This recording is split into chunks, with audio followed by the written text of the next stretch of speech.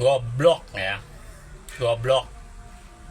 Menteri Indonesia yang bernama Sugiono, goblok ya. Gue sebut aja Indonesia, bukan Konoha ya. Goblok ya. Masa Iran didesak sementara Iran adalah korban? Apa nggak semakin geram tuh Iran? Ya, yang seharusnya didesak itu Amerika dan Israel ya, sebab Amerika dan Israel adalah pelaku ya. Lihat negara-negara lain seperti Cina, itu semua mendesak Amerika dan Israel. Lah ini Indonesia malah mendesak Iran, sebagai korban. Korban didesak. Astagfirullah. Punya menteri luar negeri goblok, malu-maluin ya.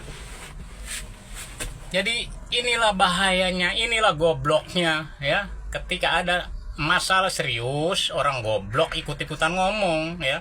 Jadi masalah bukan jadi beres, justru masalah jadi nambah parah ya. Justru masalah menjadi melebar ya. Kacau, woi Prabowo ya. Seharusnya lu pecat tuh Sugiono yang kini menjadi Menteri Luar Negeri ya, sebab udah malu-maluin ya. Kacau ya, ini bener-bener nggak bener ya, goblok ya. Menurut pemerhati sosial dan politik Solihin MS, keinginan Prabowo menjadi mediator konflik antara Iran dan Amerika Israel hanyalah khayalan kosong yang cuma jadi bahan omon-omon tanpa paham realita. Kapasitas Prabowo yang jauh dari layak dan keputusannya mendukung Israel telah menyakiti seluruh negara pendukung Palestina, termasuk Iran. Menurut Solihin, setelah Jokowi menghancurkan sendi-sendi negara, kini Prabowo berlagak jadi pahlawan, tapi malah membawa Indonesia semakin terpuruk dan kehilangan harga diri. Solihin menilai, kini Prabowo telah menjadi musuh umat Islam. Bahkan sekarang Prabowo telah merusak posisi Indonesia di dunia internasional. Waduh, kalau memang begitu, rawan banget ya posisi Pak Prabowo. Bang, apa nggak capek berjuang tapi nggak menang-menang? Perjuangan tidak seperti judi, harus ada yang menang dan harus ada yang kalah. Perjuangan bukan soal menang dan kalah, akan tetapi perjuangan adalah soal harga diri dan di mana kita memihak. Harga diri diinjak atau dimuliakan, memihak pada kebenaran atau pada kezaliman. Ketika rakyat ditindas, ketika harga diri rakyat diinjak, maka wajib rakyat melawan, wajib rakyat mengobarkan api perjuangan, bukan justru diam, terlebih lagi memadamkan. Sebab pejuang adalah memihak pada kebenaran, bukan pada kezaliman. Dan mentalitas dan kekuatan para pejuang adalah tetap bertahan dan tetap berusaha berdiri meski berkali-kali jatuh tersungkur di medan tempur. Perjuangan bukan soal menang dan kalah, akan tetapi perjuangan adalah menunaikan perintah sebagaimana Allah Subhanahu wa taala berfirman dalam Al-Qur'an. Paham? Nah, jadi gini ya guys, soal pertemuan kemarin dengan para mantan, ya rupanya memang sudah jelas bahwa pertemuan itu memang untuk membahas Board of Peace, BOP. Jadi Pak Prabowo ini pusing gitu, maju kena mundur kena. Pak Prabowo ditagih untuk segera ngirim tentara, ngirim pasukan. Karena Pak Prabowo udah janji katanya mau ngirim 8.000. Nah sementara Palestina menolak keras kehadiran tentara BOP. Nah jadi tambah pusing kan tuh Pak Prabowo ya. Lalu menghubungi para mantan, minta pendapat lah, minta nasihat, sharing lah gitu ya. Nah yang saya bingung kenapa nggak dilakukan sebelum tanda tangan gitu.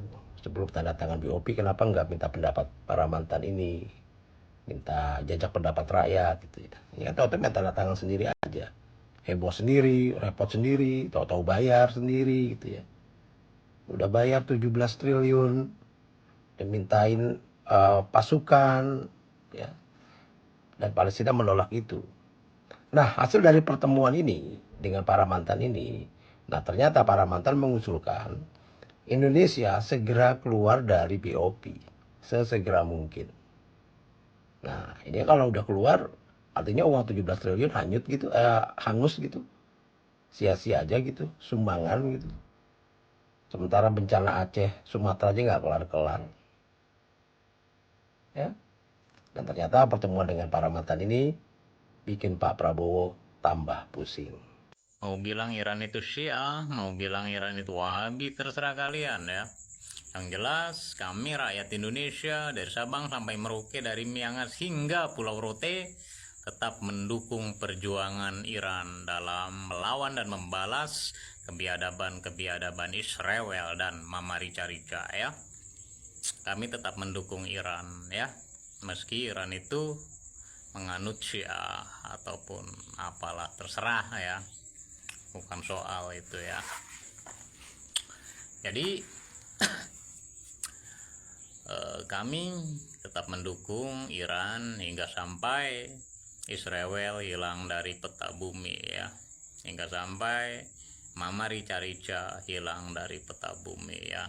Soal perspektif mereka, Iran menganut Syiah, tetap kita hargai, tetap kita hormati, tetap kita jaga toleransi, akan tetapi kita tidak mengikuti ya. Tapi soal perjuangan mereka dalam melawan kebiadaban Israel dan Mama Rica-Rica, wajib kita dukung ya, harus kita dukung ya. Sebab Israel dan Mama Rica-Rica sudah membantai, sudah melakukan genosida terhadap saudara-saudara muslim kita di dunia, nggak cuma di Palestina ya, tapi di negara-negara lainnya ya. Jutaan umat muslim dibantai oleh Israel dan Mama Rica-Rica ya. Jadi Iran itu tangguh, Iran beraksi nyata, Iran tidak tunduk seperti negara-negara lain ya. Nggak cuma omon-omon doang ya, termasuk juga Konoha ya, yang cuma bilang kami mengecam serangan Israel terhadap Palestina, kami mengutuk serangan Israel terhadap Palestina. Apa ngaruhnya kata seperti itu bagi negara iblis itu ya? Nggak ada ngaruhnya, mengecam, mengutuk. Apa ngaruhnya kata-kata mengecam, mengutuk ya? Tidak akan menghentikan pembantaian di Palestina ya. Yang hanya bisa menghentikan pembantaian di Palestina hanya satu ya, bom Israel, bom Amerika. Cuma itu solusinya ya, bukan mengutuk, mengecam apa. Di hadapan ratusan ulama, Prabowo janji mundur dari BOP jika tidak ada kemerdekaan untuk Palestina. Ini baru betul, tapi tunggu dulu. Jangan sampai omon-omon lagi, biar waktu yang menjawab. Ya, ada yang menarik ketika di acara silaturahmi dan diskusi kebangsaan di Istana Negara kemarin. Jadi yang dibahas dalam pertemuan itu adalah terkait dengan masalah geopolitik. Dan semua ketum partai Kim Plus hadir di acara tersebut. Ya kita tahulah Israel dan Amerika telah menyerang Iran. Kondisi ini tentu perlu diantisipasi oleh Indonesia. Jangan sampai Indonesia nanti terjebak di tengah konflik antara Iran, Israel, dan Amerika. Apalagi katanya Presiden Prabowo siap ke Teheran untuk fasilitasi dialog. Bayangkan saja. Wah. Kalau sampai terjadi apa-apa, terus nanti gimana? Masa kita mau dipimpin oleh Fufafa? Nah, yang menarik dalam pertemuan kemarin itu adalah adanya perwakilan dari PDI Perjuangan, yaitu Mbak Puan Maharani. Ya, ini menarik kalau menurut saya. Karena apa? Karena PDIP bukan bagian dari koalisi pemerintah. Dan kalau diperhatikan ya, setiap kali ada situasi genting, maka PDI Perjuangan selalu hadir untuk berdiskusi dan memberikan masukan. Ya, disinilah PDIP yang diwakili oleh Mbak Puan Maharani menunjukkan kedewasaan dalam berpolitik. Jadi meskipun bukan bagian dari koalisi pemerintah, tapi ya ketika negara itu membutuhkan, maka PDIP selalu siap untuk hadir dan memberikan masukan. Dan kedewasaan berpolitik PDIP inilah yang membuat saya semakin respect. Bayangkan saja ya, PDIP tidak tertarik ketika ditawari posisi menteri. Tapi ketika dimintai masukan saat kondisi lagi genting, maka PDIP selalu hadir.